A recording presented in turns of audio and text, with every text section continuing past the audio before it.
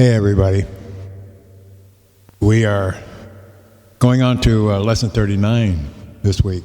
Now last week we got started and I had you listen to a song that I played. I'd bounce around going in and out of lounges. I got to where I got to drinking too much and I had to slow that down a little bit. Anyway, but I had a lot of fun in those times and enjoyed it very much. Everybody was mellow, and it was just enjoyable. I guess I kind of liked that music more than I did anything else, but I played just about everything. Anyway, besides that, we're here, and glad to be with you again this week. And so we'll get busy. We're going into the key of A this week. And this is kind of a neat one because A, of course, is here.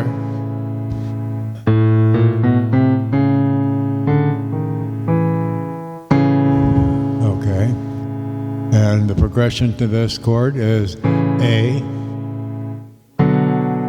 B minor, and it's C flat minor or D flat. But in the realm of things, everybody calls it, when you're looking at your actual formation of a complete key of A, it's called C sharp minor. So we minor it. So we have a C sharp minor, then we have a D, then we have an E, then we have an F sharp minor. Here's F sharp, and here's a minor. Then we have a G sharp, okay? And you will say, hey, that's an A. But they call it a G sharp. Okay, so that's the way we're going to play it. And it's actually a G sharp diminished because I didn't hear anything, because it's the seventh part of that chord progression. Okay, so if we look at the A, and we look at the diminished, I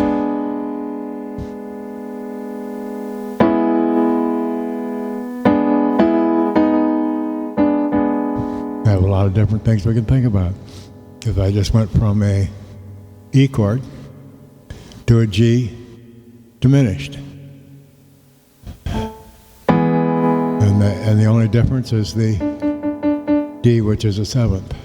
So see, all these chords interact with other chords either almost completely or pretty close sometimes. And that's what gives us our variety. Now, this week, and the next maybe 3 or 4 weeks, I'm going to keep it brief. Because now it's going to be up to you. And your techniques and what you're feeling and what you're involved in. If you feel nothing, it's okay. You will in time, if you haven't already. And so that's the simplicity of it. Practice does make perfect. The more you practice, the better you're going to be. The more you practice, the less you have to think about anything, because it just becomes a natural operation. It's like when you sit down and eat an egg or eat a piece of steak. The egg, you can cut it with a fork. But the steak, it's a lot easier if you use a knife. Once you get used to that, you just automatically do it. You don't have to figure it out, and how many cuts do I make, and how hard do I push, and all this kind of stuff. You don't have to do any of that. It comes natural to you. And that's what we're doing here. Same thing. Okay, let's get started. So, with the A, I'm going to go down here, lowering the bass. Okay, and I'm just going to get you started. In other words, if we were to take this A chord, I'm going to do it up here. I don't know if you can see. Yeah, I'm sure you can see up there just fine. So we got the A, and we can come down. In other words, I'm going to hit this up and down so you can tell that there's no great disharmony. Okay. We can also go up. Okay? Go down 4 half steps and go up. Remember, that's what we were working on the last few weeks. And of course, you can go augmented. You can go diminished. You can do all the other things in the same directions. Okay, so I want you to start, and just the way I do it. I sit down and I say, okay, what am I going to do here? If I pick A, D, and E, that's in 1, 4, 5, which is always going to go together in a blues, or you can play it any way you want to. Like that demonstration of last week, that was a blues chord progression, but you noticed it's just in the timing of how you position the chords and how long you last on one chord to the next and how you play it. In the way I played those, I had no any real timing. I wanted to stay on any one chord. So that just left me wide open to do whatever I wanted to do. Okay, so this week we have the A. Okay, now I'm going to play it low. So we need to come up with something that we can start this song with. Okay, we know we've got these 3. To make it easy, we've got these 4. Whoops. Okay. And for bass, we've got, or the way I do it, or any way you want to play a rhythm. I pretty much go any way I want to, and I play all these up here, and sometimes these down here with the chords, see?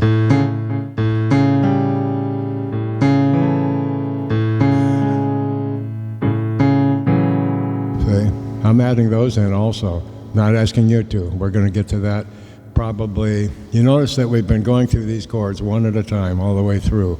And the next thing we're going to do after B flat and B, we're going to go to the negative chord progression. Okay, and then we'll repeat the same thing. But see, what I'm doing is I'm using the progressions to teach you a little something different every week. So that in the process, you're not only remembering the progressions, but you're also learning to do new things. Think of new things, or not think and make music, either way. Okay, back, A. Now, we have to come up with something, and I'm just going to show you something to start the song. Okay? I'm not going to go into different chords or anything. I'm just going to start the song. And when you start a song, you either start it with an introduction, and then you're ready to start it. Okay? It was so simple, wasn't it? Okay, and now I start it.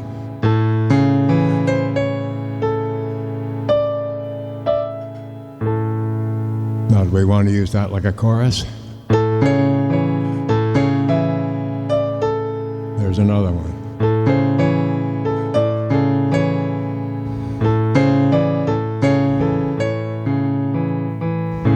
Or the same way here.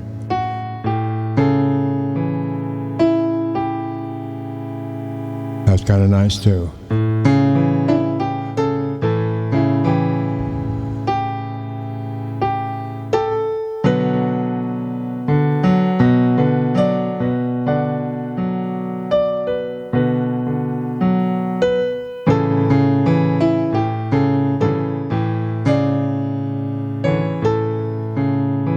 So we're just starting. I'm just going to stick with A. And I jumped up there to B minor for a minute. But one thing you have to look at, watch my left hand. Here's A, okay? Okay, the fourth position is a D, okay? Now the fifth progression is an E, okay? So all we have to do is just move up to E. See what I mean? In other words, here's E. I threw the B down here. So it all stays within this realm of bassness. Okay, so we have our E, and then the same with the D. Here's our D, and I threw it down here to A, to this A down here. Okay, and then back to E, A. So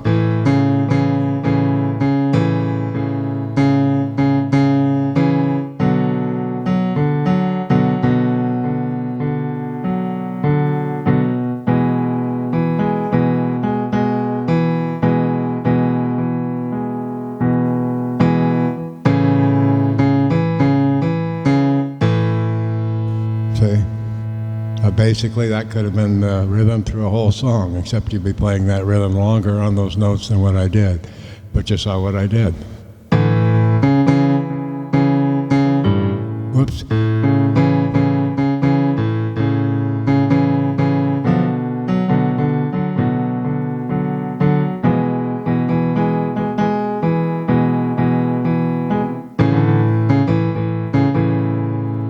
Okay, in other words,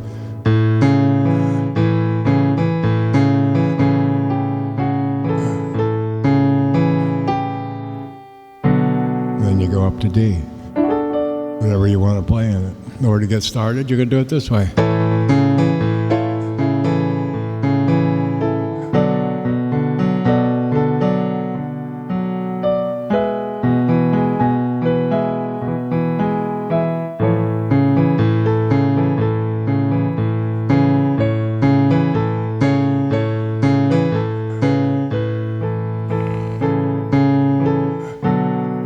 Okay, I'm not going to go any further. I'm just showing you how to start it, and then you can go from there. Okay, so you need to work with the bass. So just hit your A chord up here, real simple.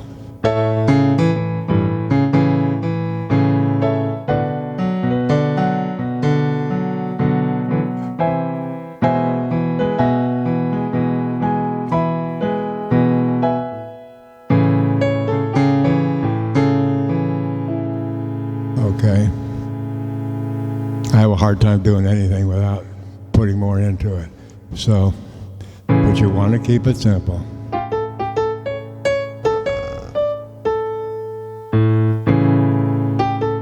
Or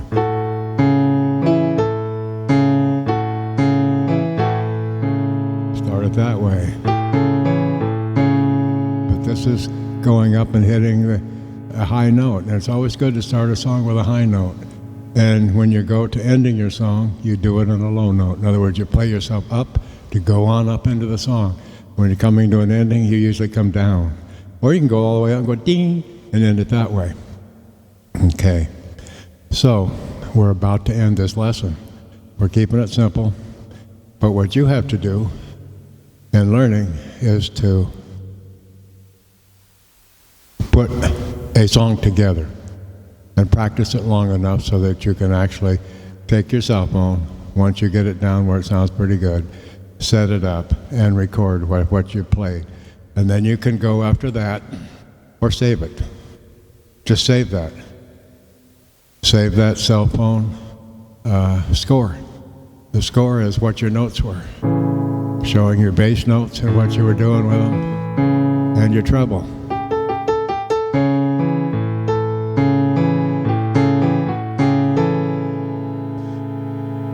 So you want to just show your notes. And then you can just slow that down, start and stop it, which you've already probably done and said, oh, I don't want to do that. Well, that's the easy way. The hard way is the way I've never done it.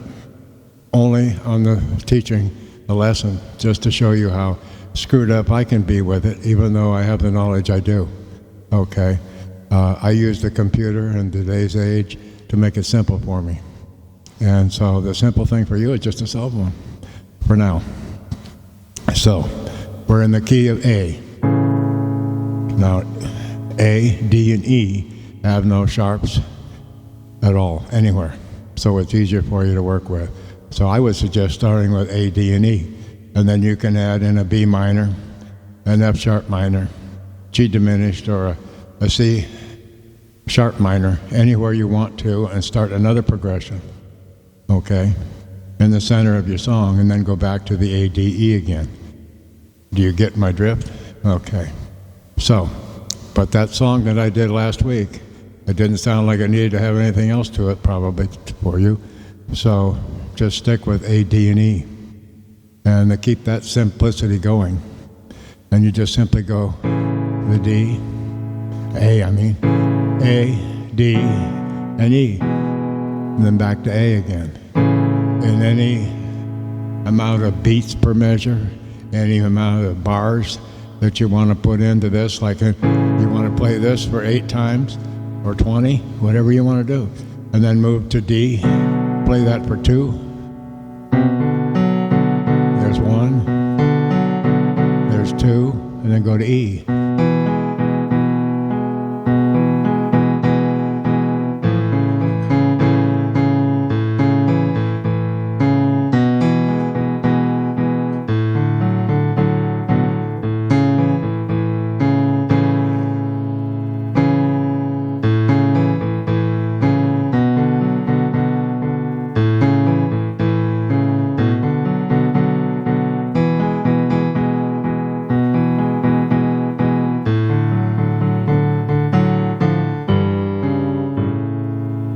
In other words, you can do it however you want to put those 3 chords together.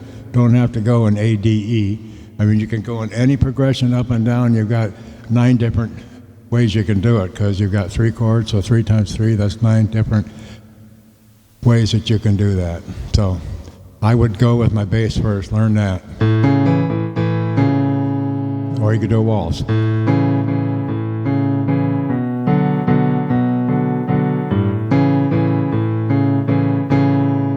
If you're into waltzes, you can try and do that. I would suggest you just stick with 4/4 time for now. So I always throw a little something in there you can think about. So here we go. And you just start with something somewhere.